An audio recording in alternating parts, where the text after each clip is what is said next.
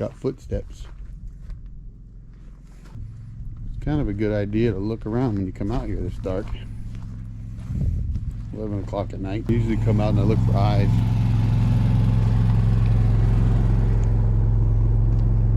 Eyes and footsteps.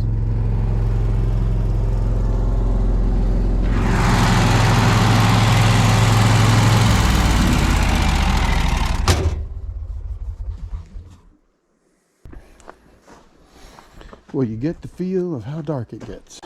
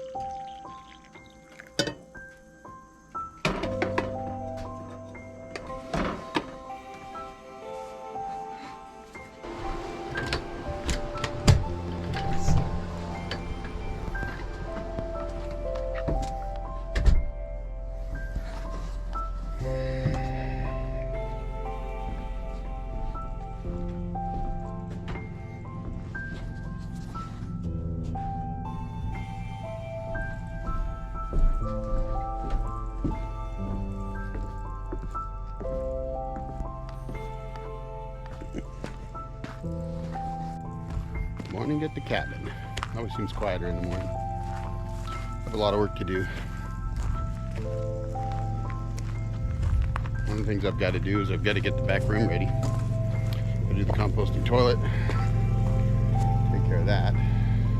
So that's the super insulated subgrade room that I put the composting toilet in and the hot water heater.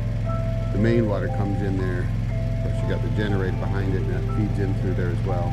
So, you know, mornings around here when I'm going to stick around and do some work, you know, coffee, breakfast, the usual, like everybody else. And then get up and kind of check things out because it's been a while. And just sort of scope things out, see what work I've got to do. There's always work to do. And today I'll turn the water off. So my main comes in under here. I put insulation on to help. You can't see it, but it's down there. So the main valve is down there. And I use this Reflectix just to put insulation in the pipe down below the dirt. And then of course I've got a frost free right here that I can use all year. And it comes from way up there. So these guys right here are 3 205 watt 12 volt panels. And they are run in series. And that takes your voltage from each of these and adds it together. So your wattage stays the same, but your voltage changes. But these 3 panels combined will give me between 65 and 70 volts, which is actually good. I want higher voltage than the battery bank. And the truth be told, it's on 10 gauge wire that goes 50 feet back to the cabin. And you want to make sure you don't have a large voltage drop between your panels and your cabin. Now if you look up top, I've got those 6 panels. Those are 24 volt panels. And each of those panels up there are about 305, 315 watts, something like that. I honestly can't remember. I'd have to look them up. Go into a switch panel here, Midnight Solar. They go into that. I need to find a screw. So they all come into here. Now you'll notice that I run these and I got to clip all this. You'll notice I run them behind some roofing material up there. All of that is to keep the rats from getting up there and chewing on it. This seems to be very effective. They can obviously get right here, but I'm going to spray some rat spray stuff on there. This is my battery vent outlet, so I've got a fan in there that's controlled. When the batteries go up over 28 volts, then the fan kicks on and it'll exhaust the hydrogen gas. This guy here, another Midnight solar panel, has the breaker for those guys there. And then all of these go into the porch where the batteries are. So my PopCan solar heater actually does work still. Insulated inlet pipe for the heater, so it draws cold air out of the porch up under here. Draws cold air from the porch, comes in the bottom below right here. Now you'll notice all of this white here is damage caused by excessive heat, and this is a mistake that I did. So these are just regular Coke cans, whatever, pop cans, and I had high temperature insulation, 1-inch foam insulation. I think it was rated at over 250 degrees, and unfortunately I had a problem. You'll notice the insulation ends here. Well, it didn't used to. It used to go all the way up to the top, and then all the way across the header was fully insulated, and of course it went all the way around. Okay, here it ends right here. So there's no insulation besides the pop cans right here. I'll get a little closer look. This is because I made a mistake. You can't see it through the sun, but I'll tell you what I did. And here's the outlet from the heater, comes up and goes into the porch, and even today with all that missing insulation it still works. These wires I never permanently ran. They go to a switch inside the heater up in the header, that when it gets to 110 degrees it kicks a switch that tells a fan to come on. Down below I'd set up a baffle. The idea behind the baffle was to try to prevent the warmth of the porch from recirculating back into the heater at night and cooling down and driving cold air into the porch. I didn't want to have a reversal of the convection that warms it up and heats up the porch, which I was using to keep the batteries from freezing in the wintertime. And it was kind of working pretty well. The porch could be very warm. I could come here, it might be 10 degrees outside, but if it was a clear day, it would be 50 or 60 degrees inside the porch, which was awesome. So I put this baffle in because I thought I needed to protect that, to stop that warm air in the porch from getting drawn through the top of the heater and down through it, right? So it would come through up here, and then as it cools, it would come down below, and then it would go back into the porch, is what I thought. So I put in this baffle, but the baffle was kind of strong, and I hooked up the fan, and when the fan was running, the baffle would open and the system would work. And when I had it working, when everything was new, I recorded 200 degrees in the header up top. And I thought, wow, that's awesome. I had a temperature logger running. I ran that for a while. I'll try to find those images that I captured and I'll post them here. But unfortunately the fan quit, and when the fan quit, that baffle prevented the standard convection from working. So the heater got hotter and hotter and hotter, and it had to have gotten over 300 degrees, and it literally vaporized all of that insulation, and all the way down to the bottom where it would have been the absolute coolest in this heater, it destroyed it.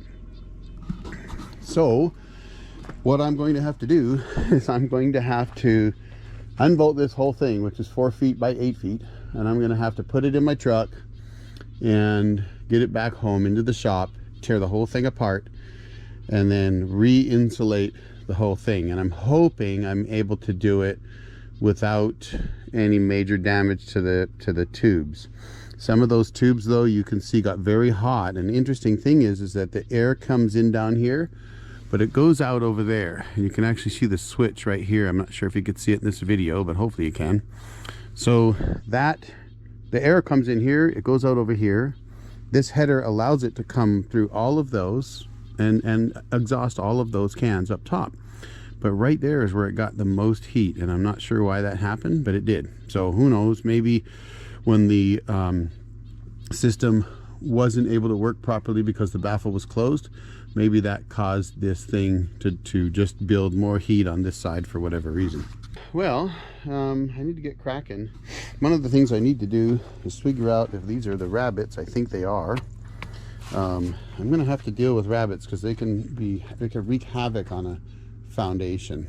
So I got to figure that out. But today I got to get the compressor out. I got to blow out my lines. I winterize the cabin just like you would winterize an RV. So what I do is I blow them out with air pressure, and I'll blow them all the way back to the valve over here, the main valve. And how I do that is I'll set the pressure at 35 pounds on the compressor, hook it up to the sink, and I'll shut off the main valve. And then what I'll do is I'll blow out everything I can inside the cabin. Then what I'll do is I'll go outside, I'll open up the valve. It should push back all the way up. Now, I don't need to push all the way, but what I need to do is have it push back past the main valve. After I open up the main valve, the next thing that I do is I open up the frost free. What that should do, it should give it the path of least resistance. So the idea is, as soon as I start seeing air coming out of the frost free, I'll shut off the main valve so that no more water can come back through it. Then I'll go ahead and shut the compressor off. Now the whole system will be completely clean of water, so nothing can freeze. And then I take the RV antifreeze and just pour that into the 3 drains. You've got the bathtub, the back sink, and of course the kitchen sink. So I just pour it in there, make sure all the P-traps are full of RV antifreeze, and it's good to go. And I won't turn the water back on until the spring, unless I'm up here and I'm going to be up here an extended period of time and it's not 20 below. Can't see down there, huh? Do it by feel.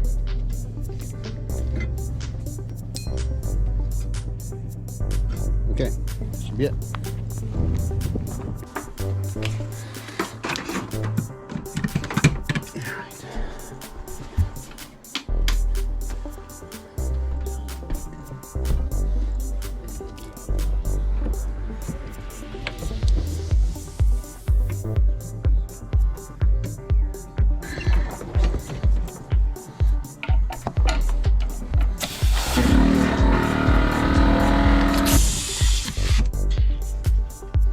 Now, I need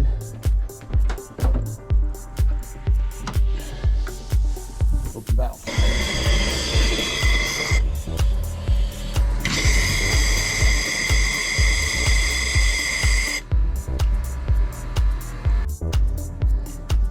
All right. Now, open this main valve.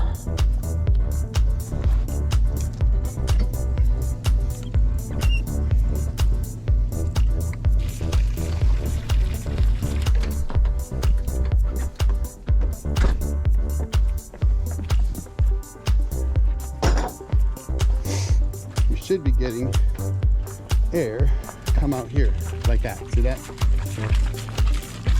So that means that it's pushing it past this valve. So now I close that sucker and that should start to flow again. A trick one of my neighbors showed me. And then we put this here so it's out of the snow and ice in the winter time. All right, here we go. Okay, close this up. And that just helps insulate it, and it'll get snow all over it. Okay, now I can go shut the compressor off, release all that pressure, make sure that the valve's closed, and put it all away.